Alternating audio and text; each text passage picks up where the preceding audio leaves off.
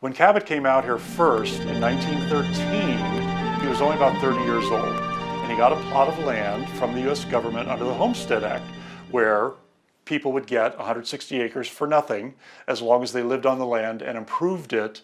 After 5 years, it became theirs. So that's what Cabot did. He was, like I said, he was a young man. He was 30 years old, comes out here, he gets his plot of land. Now, in 1913, there was nothing out here. There was a railroad track, there were some Indians living nearby, but there was nothing. There was no houses, there's no roads, there's no electricity, there is nothing. So he moves out here, and the first thing you need, of course, is water. You can't survive in the desert without water. There was a spring about 7 miles away, and that's where Cabot would get his water. And in fact, over here we have one of his boots, only one, I don't know what happened to the other one, but we have one of his boots from hiking, I guess, to the spring to get water. We also have his canteen, which he wrote on there, walked 7 miles for water. So we would remember 100 years later that, yes, Cabot, you walked 7 miles for water.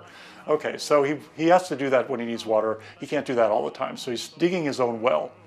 He's on this land, and it's one person with a shovel digging a hole down into the ground. He's down about 5 feet, 10 feet, still no water, 15 feet, still no water. He's throwing this dirt, 10 or 15 feet above his head to where the ground level is. But at this point, it's getting really hot in the hole. Now, he doesn't know why it's so hot, and it's not the desert, not the desert heat, it's just the ground is hot.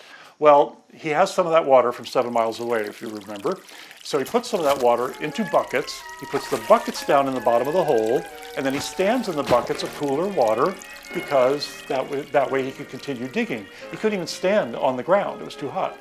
Every now and then he has to stop and replenish the water because it would start to get hot from the hot ground, and he'd put fresh water that was cool and stand in that. Eventually, though, at 20 or 25 feet, he hit water. The water he hit was 160 degrees. He hit a hot spring. Now, Cabot didn't know he was going to hit the hot spring. He climbs up out of the hole, goes a few feet away, starts digging another hole.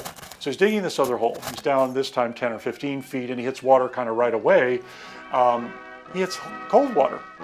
Well, okay, so here he is. He's got hot water, cold water. He's got hot and cold running water out in the middle of the desert. So he called his land Miracle Hill.